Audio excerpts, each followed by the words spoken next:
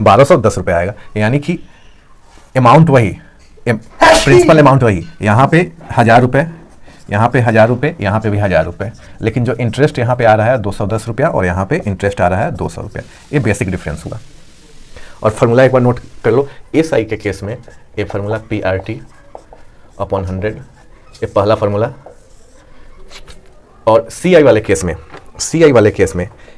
A = P × 1 + R/100 power T, ये compound interest में। ठीक है, इन दोनों फार्मूला को नोट कर लो, इसके बाद हम लोग प्रश्न के स्टार्ट करेंगे।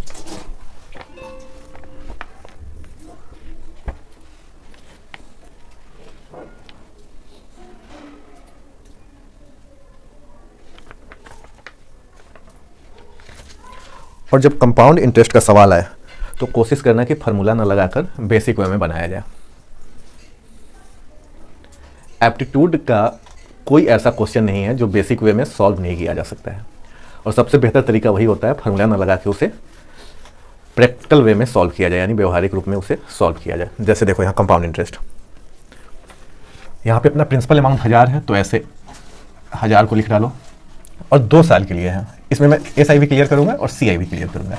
ये देखो 2 साल के लिए है तो A लेग है पहले साल के लिए और A लेग है 2 साल। जितने साल के लिए बोले प्रिंसिपल अमाउंट के नीचे उतने लेग बना दो। ठीक है, तो यहाँ पे 2 लेग हमने बना दिया। तो पहले साल के लिए 10% का ब्याज लग रहा है। अब 10% का मतलब क्या होता है? 1/10। चलो तो यहाँ 1/10 लिखो या 10% लिखो, बात बराबर है। अब 1000 का 10% तो यहाँ पे कितना आ जाएगा? 100, और यहाँ पे भी 1000 का 10, यानी कि जो 1000 रुपया हमने साहूकार से या किसी और से लिया, मान लो बैंक से ही लिया 10% की ब्याज पे, तो पहले साल के लिए 100 और दूसरे साल पे 100 रुपया देना होगा। तो ये जो आया 100 + 100, ये हमारा क्या आ जाएगा? 100 + 100, ये SI हो जाएगा। ठीक है, ये हमारा SI हो जाएगा। अब आ जाओ, चूंकि अब कंपाउंड इंटरेस्ट बोला जा रहा है और कंपाउंड इंटरेस्ट पे लगा हुआ ब्याज होता है, तो यहाँ पे ये तो दूसरे साल के लिए है और eight the end of 2 year हम लोग तो पैसा पेमेंट कर ही रहे हैं, तो इस अमाउंट पे, इस ब्याज पे पैसा नहीं लगेगा। लेकिन ये जो पहले साल हम लोगों ने 100 रुपया दिया, पहले साल जो हम लोगों ने 100 रुपया दिया, इस पे 10% का ब्याज लगेगा। तो 100 का 10% कितना हो जाएगा मित्रों? 1। अब यहाँ से यहाँ तक जितने भी ब्याज बन रहे हैं, यहाँ से यहाँ तक जितने भी ब्याज बन रहे हैं वो कंपाउंड इंटरेस्ट होगा, यानी CI = 100 + 100 का 10% 10 होगा, 100 + 100 + 10, यानी ये 210 रुपया। ठीक है, तो यहाँ पे SI आपको कितना आया? SI यहाँ पे सिर्फ पहले साल का ब्याज 100 रुपया और दूसरे साल का ब्याज 100 रुपया, 200। तो अगर आपको यहाँ पे कोई पूछे कि अगर कंपाउंड इंटरेस्ट से लिए हो, देखो बेसिक इसमें दोनों इंक्लूड है, तो अगर कंपाउंड इंटरेस्ट पे ले तो आपको कितना पैसा लौटाना होगा? तो ब्याज तो देना, मूलधन तो देना ही होगा, यानी प्रिंसिपल अमाउंट तो देना ही होगा, प्लस कंपाउंड इंटरेस्ट में 210 रुपया आया, तो ये 1210 रुपया। अब सिंपल इंटरेस्ट से अमाउंट कितना पे करना होगा? 1000 तो देना ही होगा, साथ में 200 रुपये ब्याज का देना होगा, यानी 1200 रुपया। चलो, फार्मूले से भी बता दिया और बेसिक वे में भी बता दिया, और बेसिक वे में दोनों क्वेश्चन को एक साथ ही करके बता दिया। ठीक है, और फार्मूला यहाँ पे 2 है, एक तो कंपाउंड इंटरेस्ट के लिए, एक सिंपल इंटरेस्ट के लिए। दोनों आप लोग नोट कर लो, इसे याद कर लेना।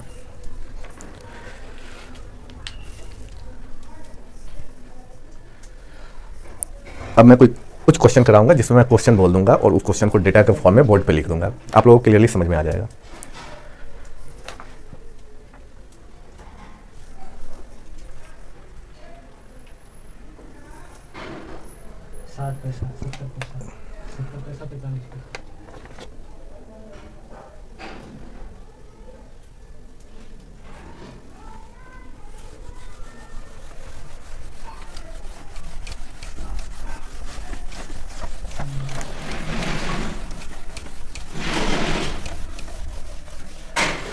चलो क्वेश्चन लिख लो पहले। A sum of Rs 9800 rupees was invested for a year at 10% per annum, compounded half yearly. What would be the interest payable at the end of the year? एक कॉन्सेप्ट और सीख लो क्वेश्चन से पढ़ने से पहले। जो यहाँ पे कंपाउंड इंटरेस्ट है, जो यहाँ पे कंपाउंड इंटरेस्ट है, इसमें क्वेश्चन कैसे पूछे जा सकते हैं? कोई पैसा लिया गया तो पहला तो एक तो पूछा जा सकता है compounded annually,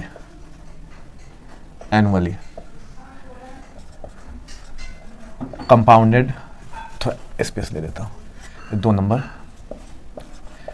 compounded half yearly, और एक कंपाउंडेड क्वार्टरली करके भी पूछा जा सकता है, कंपाउंडेड क्वार्टरली। अब बेसिक फर्क समझो, कंपाउंडेड एनुअली का मतलब क्या हुआ कि एक साल पे वो ब्याज कंसिडर कर रहा है, एक साल पे, यानी कि एनुअली का मतलब एक साल, ठीक है, एक साल, 1 ईयर। अब यहाँ हाफ ईयरली है, तो हाफ ईयरली का मतलब कितना होता है, हाफ, एक ईयर में हाफ कर दो और इसे 2 से गुना करना होगा तब जाके एक ईयर होगा, पक्की बात है, एक ईयर होगा। और क्वार्टरली का मतलब क्या होता है, क्वार्टर का मतलब क्या होता है, 1/4। तो जब 12 महीना में, जब 12 महीना का आप 1/4 करोगे तो कितना होगा, 3 महीना होगा, ये 3 मंथ्स होगा। अब 3 मंथ्स को एक साल पूरा करने के लिए, एक साल पूरा करने के लिए कितने से गुना करना होगा, 4 से। जैसे क्वार्टरली मतलब 1/4, क्वार्टर मतलब 1/4, तो इसको 4 से गुना करना होगा तब जाके एक ईयर होगा, ठीक है। इस बात को ध्यान रखना है कि किसको कितना से मल्टीप्लाई कर रहे हैं हम। तो इस केस में अगर टाइम एक ईयर हो तो टाइम में 1 से ही गुना करेंगे। रेट ऑफ इंटरेस्ट जितना हो, मान लो 10% है, तो इसके भी रेट ऑफ इंटरेस्ट में, यहाँ पे रेट ऑफ इंटरेस्ट में जितना है, यानी कि R/1, यानी कि 10% और ये 1 साल, ठीक है। अब हाफ ईयरली का मतलब समझो, T equal to 1 years, data same ही रख रहा हूँ, और R इक्वल टू 10 ईयर्स। तो यहाँ T में क्या है, देखो यहाँ पे 2 से गुना किया जा रहा है, जो भी टाइम हो उसको 2 से गुना कर दो, यानी कि टाइम यहाँ पे 2 ईयर्स, जो सवाल बनाएंगे 2 साल के लिए। रेट ऑफ इंटरेस्ट 2 से भाग कर दो, यानी कि 5% हो जाएगा। अब क्वार्टरली में क्या होगा, डेटा वही रखो, T इक्वल टू 1 ईयर्स, और R इक्वल टू 10%। तो अब यहाँ पे क्या होगा,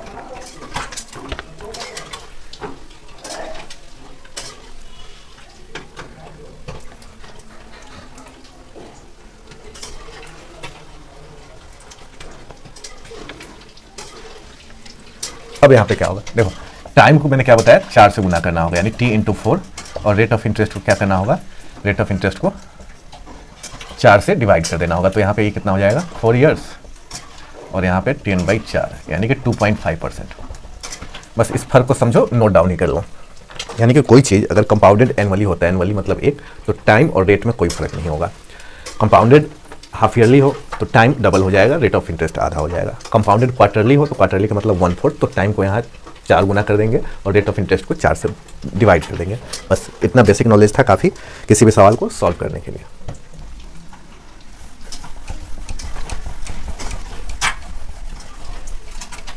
चलो तो पहला क्वेश्चन अब सॉल्व किया जाए।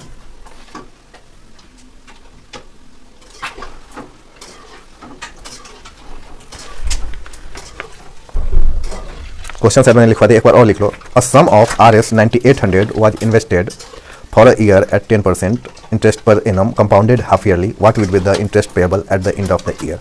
तो डेटा काफ़ी है, डेटा से आप लोग समझ सकते हो। प्रिंसिपल अमाउंट कितना है, 9800। टाइम कितना है, 1 ईयर। रेट ऑफ इंटरेस्ट कितना है, 10%। लेकिन ये हाफ ईयरली काउंट होगा, तो सिर्फ आपसे पूछा जा रहा है कि इंटरेस्ट क्या होगा, बस इतना ही बताना है। तो ऐसे क्वेश्चन में जब हाफ ईयरली आ जाए तो डेटा को बदल लो। यहाँ पे टाइम कितना हो जाएगा, 1 × 2 यानी 2 ईयर्स। रेट ऑफ इंटरेस्ट क्या हो जाएगा, 10/2 यानी 5%। अब जो मैं तरीका बाद में बताया था फॉर्मूला के बाद, उस वाले तरीका से सॉल्व करना। 9800 को लिखो, ये प्रिंसिपल अमाउंट है, ठीक है। अब जितने साल के लिए कर रहा है उतने ब्रांच निकालो। 2 साल के लिए है तो 2 ब्रांच। कितने परसेंट का ब्याज रेट है, 5%। कितने परसेंट का ब्याज दर है, 5%। तो यहाँ पे 5% लगाओ, 5%। और 5% का मतलब क्या होता है, 1/20। 5% का मतलब क्या होता है, 1/20। अब इसे सॉल्व कर, जैसे देखो यहाँ पे 9800 है, इंटू 1/20 करोगे, ये जाएगा और ये 2 से 490 पे कट जाएगा, यानी यहाँ पे 490। तो यहाँ पे भी ऑब्वियस सी बात है 490। अब चूंकि ये कंपाउंड इंटरेस्ट है तो इस पर तो हमें ब्याज देना नहीं होगा, क्योंकि दूसरे साल के अंत में ले रहे हैं, लेकिन इस पर तो भैया देना ही होगा। तो 1/20 अब 490 का 1/20 करो तो 24.5 आ जाएगा। अब सीधा सीधे कंपाउंड इंटरेस्ट क्या आया, यही तो अमाउंट आया, 490 पहले साल के लिए और 490 दूसरे साल के लिए, और इस पहले साल पे ब्याज लगा 24 रुपये 50 पैसे। 490 और 490 कितना हो जाएगा, ये 500 मान लो तो 980 और 24 यानी कि 1004 रुपया 50 पैसे, 1004 रुपया 50 पैसे। बस मैं स्टार्टिंग में टाइम देके आप लोगों को टॉपिक समझाने की कोशिश इसलिए किया, थोड़ा समय लगा ताकि आप लोग एक बार टॉपिक को कॉन्सेप्ट को समझ जाते हो तो कोई सा भी क्वेश्चन आसानी से सॉल्व कर सकते हो। अब इसके बाद क्वेश्चन नंबर 2।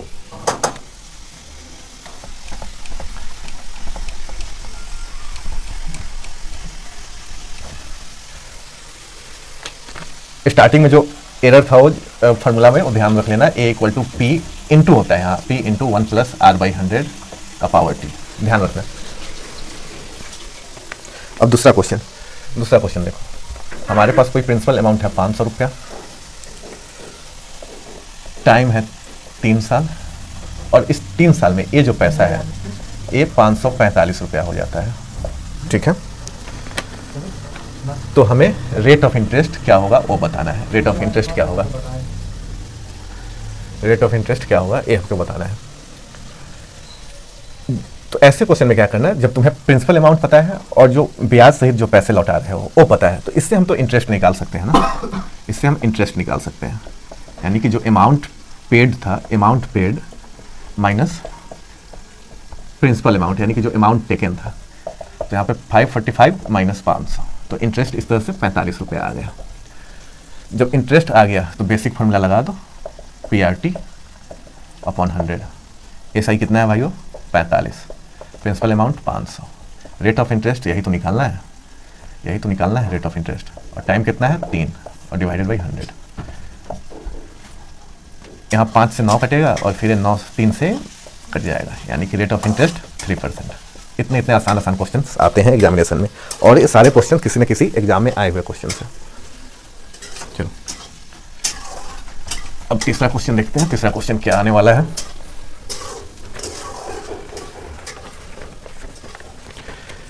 तीसरा क्वेश्चन पहले क्वेश्चन की तरह, लेकिन डेटा को थोड़ा मैनिपुलेट किया गया है। वो कैसे, देखो, एक प्रिंसिपल अमाउंट है 32,000 रुपए का, 32,000 है, ठीक है, और टाइम है कितना, 9 मंथ, ध्यान देना, 9 मंथ है, और एक रेट ऑफ इंटरेस्ट कितना है 20%, रेट ऑफ इंटरेस्ट कितना है 20%। लेकिन ये 9 मंथ है, एक कंपाउंडेड क्वार्टरली होता है, कंपाउंडेड क्वार्टरली, ठीक है, कंपाउंडेड क्वार्टरली।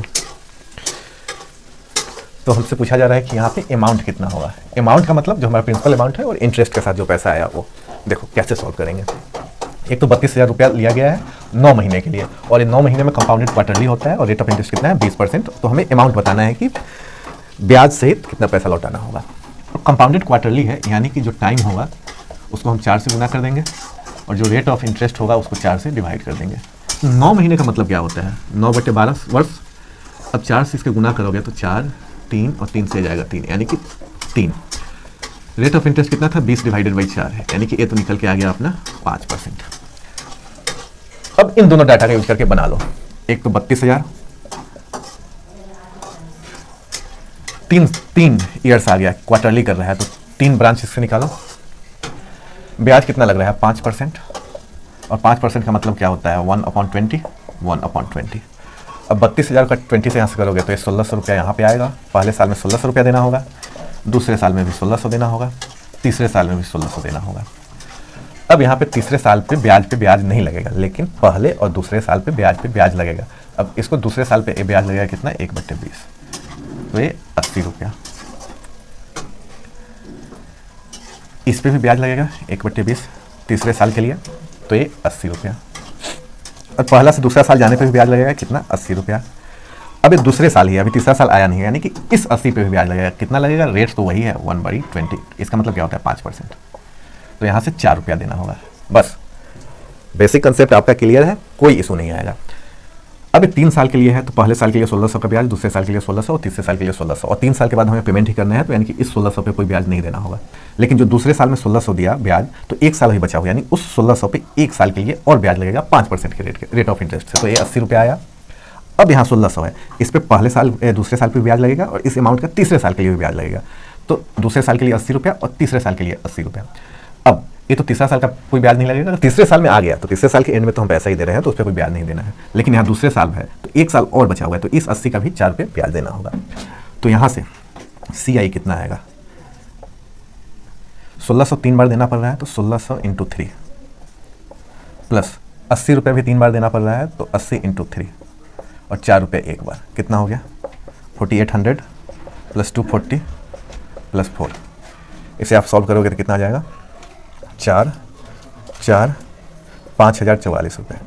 लेकिन आपसे कंपाउंड इंटरेस्ट नहीं अमाउंट पूछा जा रहा है, कोई इशू नहीं है। अमाउंट कितना होता है, जो प्रिंसिपल अमाउंट और plus compound interest. Principal amount कितना है 32,000, कंपाउंड इंटरेस्ट 5044, 37,044 रुपये। इतना अमाउंट बनता है 9 महीना का। अगर 32,000 रुपया अगर आप लेते हो 9 महीना के लिए, और ये कंपाउंडेड क्वार्टरली होता है और रेट ऑफ इंटरेस्ट 20% है, तो eight the end of 9 months आपको 37,044 रुपये लौटाना होगा।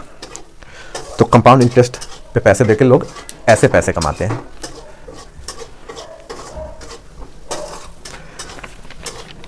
कॉन्सेप्ट लगभग सारे क्वेश्चन में एक ही जैसा है, बस डिपेंड करता है आप सॉल्व कर पाते हो या नहीं कर पाते हो, आपके कैलकुलेशन स्किल पे डिपेंड करता है। अगर कैलकुलेशन स्पीड आपकी कम है तो आप देर से सॉल्व करोगे और एग्जामिनेशन में 2-4 क्वेश्चन वैसे ही छूट जाओगे। कैलकुलेशन स्किल आपकी अच्छी है तो ये 20 सेकेंड में सॉल्व कर सकते हो।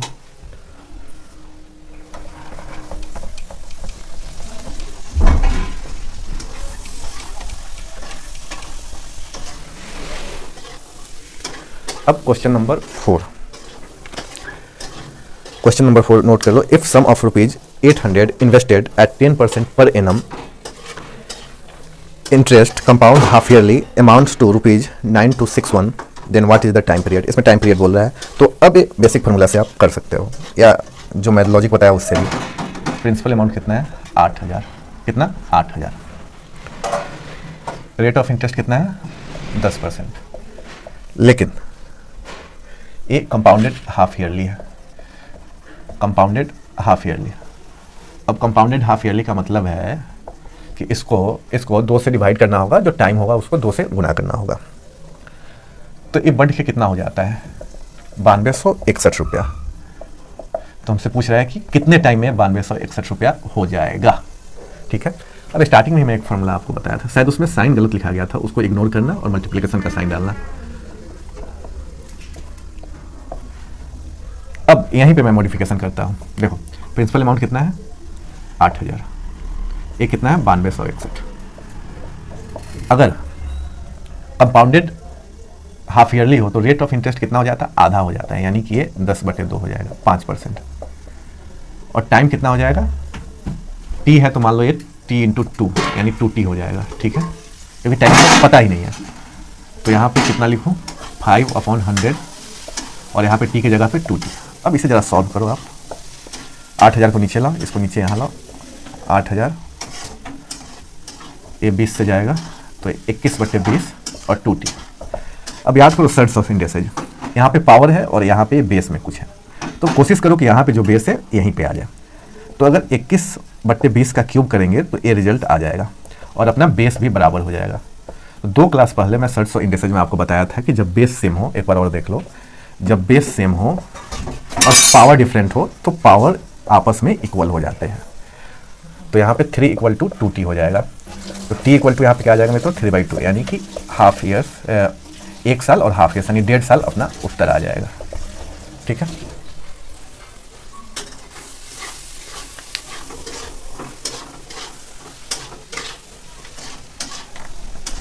चार क्वेश्चन अब तक हो गए हैं और चारों अलग अलग टाइप के थे, यानी कि अलग अलग कॉन्सेप्ट आपको सीखने को मिल रहा है। साथ साथ कैसे कैलकुलेट करते हैं, कैसे इसको जल्दी से कम समय में इसको सॉल्व किया जाए, यह भी मैं आपको सिखा रहा हूँ साथ साथ।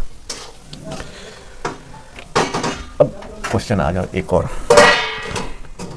क्वेश्चन लिख लो।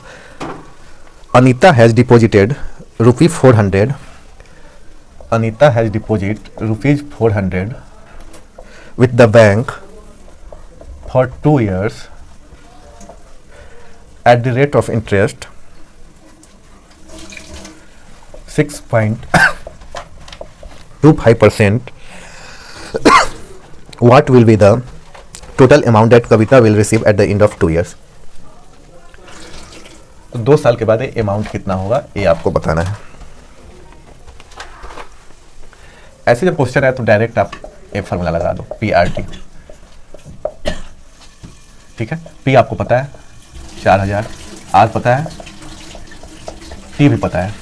बस यहाँ मैं क्या करूँगा, आपको इसमें कैलकुलेट कैसे करना है उसको बताऊंगा कि कम समय में कैसे सॉल्व करना है। मित्र, बहुत सारे बच्चे क्या करते हैं, यहाँ इस डेसिमल को हटा के यहाँ नीचे 100 लिखते हैं। तो इस 100 लिखने की कोई ज़रूरत है ही नहीं, यहाँ से आप 2 जीरो को निकाल दो। ठीक है, ऐसे जो जैसे मैं बता रहा हूँ वैसे ही आप लोग एग्जामिनेशन में सॉल्व करना। अब 2 से यहाँ एक कितना जाएगा, 50 से कट जाएगा। अब 1 जीरो से यहाँ अगेन 1 जीरो कट गया। ठीक है, अब 5 से कितना, 125 से कट जाएगा। 125 इंटू 4 कितना जाएगा, 500, यानी 500 रुपये हम लोगों को ब्याज देना होगा eight the end of 2 years.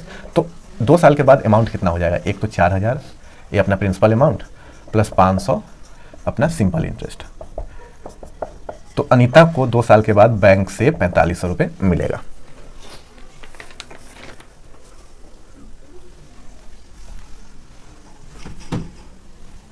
चलो नोट कर लो पहले, 4500।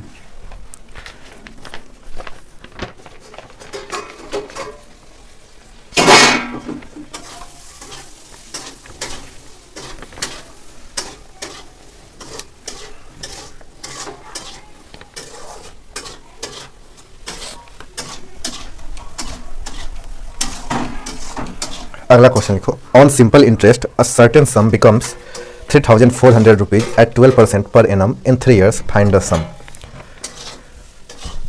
देखो क्वेश्चन लिख लिया, अब मैं समझा रहा हूँ। एक कोई प्रिंसिपल अमाउंट है, प्रिंसिपल अमाउंट है, कितना है नहीं पता है। ये प्रिंसिपल अमाउंट है, कितना है नहीं पता है। लेकिन ये जो प्रिंसिपल अमाउंट नहीं पता है, एक कुछ समय के बाद 3400 रुपये हो जाता है। एक कुछ समय के बाद 3400 रुपये हो जाता है। रेट ऑफ इंटरेस्ट कितना है इसका, 12%। रेट ऑफ इंटरेस्ट कितना है, 12%। और टाइम कितना है, 3 वर्ष। टाइम कितना है, 3 साल। तो यहां पे आपको प्रिंसिपल बताना है। ठीक है, ऐसे जब क्वेश्चन मिले आप एक तो फॉर्मूला से जा सकते हो, और वो फॉर्मूला क्या है, A = P × 1 + R/100 का पावर T। इससे भी सॉल्व कर सकते हो, इससे भी आपका प्रिंसिपल अमाउंट निकल जाएगा।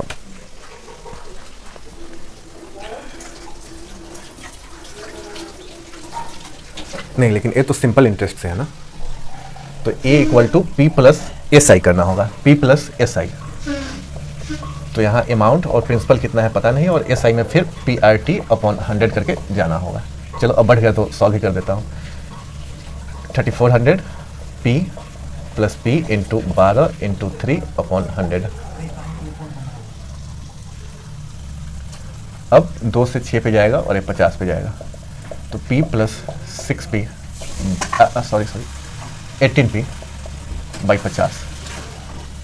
अब आगे इसको सॉल्व करो 50, तो यहाँ पे 50P + 18P, ये हो जाएगा 68P / 50। और यहाँ पे 3400 तो है। तो अगर P आप निकालना चाहते हो तो 3400 × 50 / 68, इसको सॉल्व करो, जो आंसर आएगा वही अपना आंसर होगा।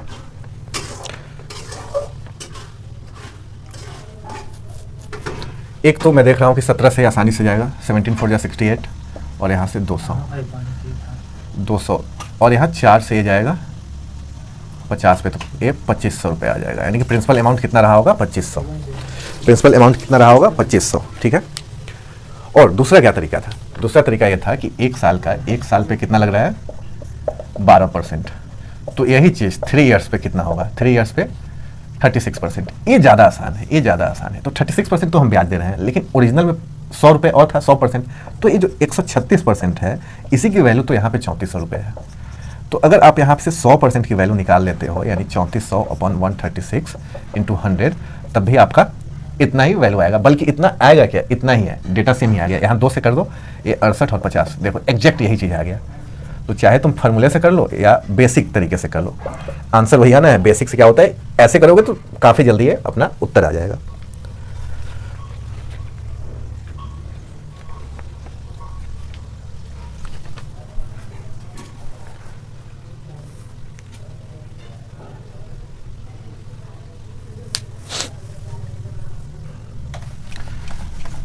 अब क्वेश्चन नंबर 8, ये जो मैथमेटिक्स में आप लोगों को पढ़ा रहा हूँ ये मेन BSSC लेवल का पढ़ा रहा हूँ और 25 क्वेश्चंस आएंगे BSSC के एग्जाम में। अगला क्वेश्चन लिखो, the difference between the compound interest and simple interest on a certain sum at 5% per annum for 2 years is ₹981, find the some.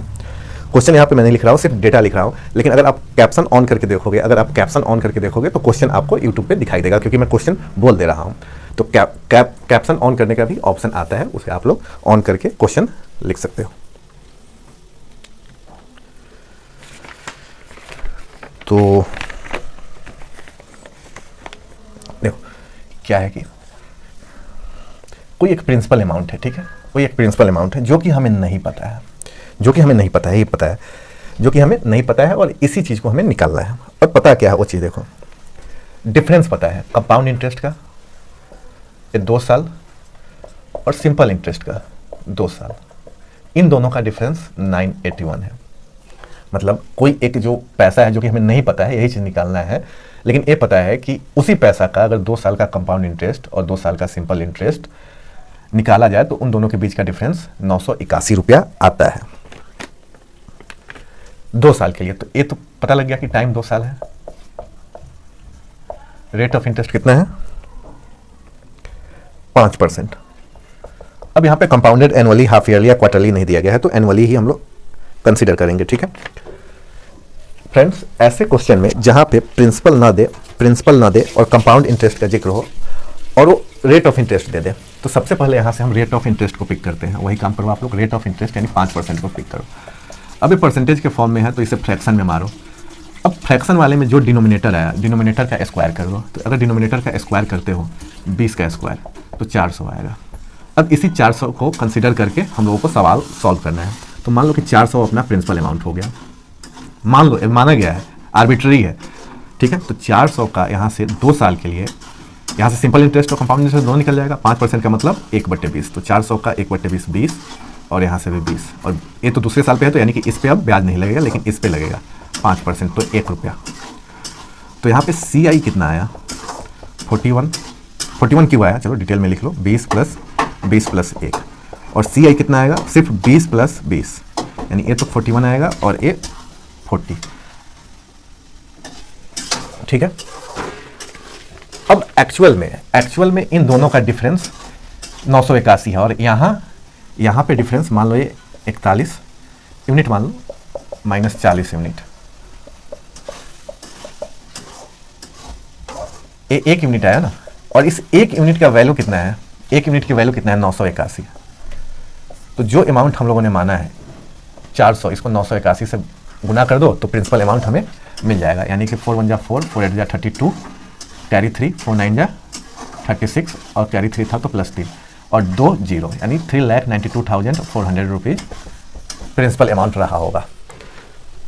Principal amount कितना रहा होगा, 3,92,400। तो प्रिंसिपल अमाउंट 3,92,400 रहा होगा, और रेट ऑफ इंटरेस्ट 5% और टाइम 2 साल। तो इन दोनों के बीच में जो डिफरेंस होगा कंपाउंड इंटरेस्ट और सिंपल इंटरेस्ट का, 981 रुपया आएगा, ठीक है।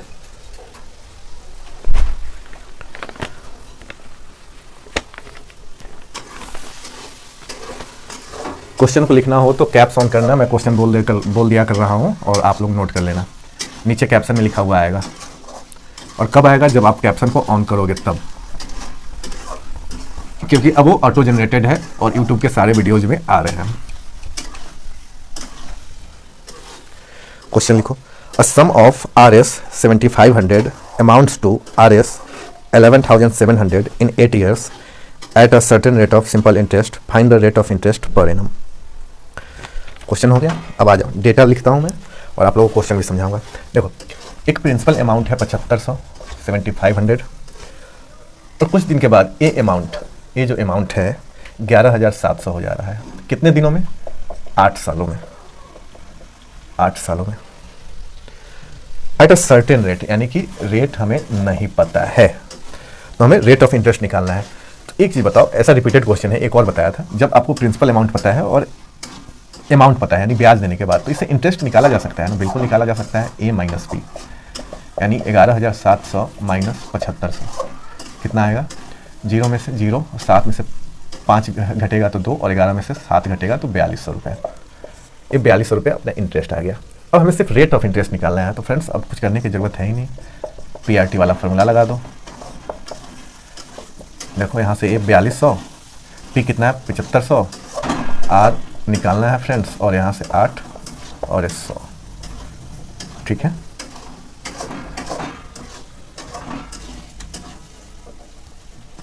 तो अब रेट ऑफ इंटरेस्ट कितना हो जाएगा? 4200 और 75 इंटू 8। अब 75 इंटू 8 है तो आपको यहाँ से डरना नहीं है।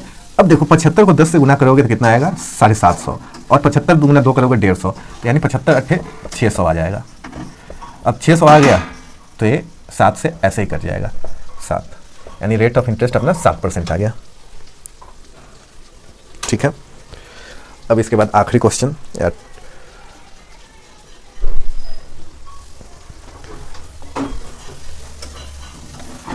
मिटा रहा हूँ, साथ में अगला क्वेश्चन लिख लो। At 5% per annum the compound interest on a certain sum for 2 year is Rs82 and the simple interest is ₹80। Find the sum. देखो रेट ऑफ इंटरेस्ट कितना है? 5%।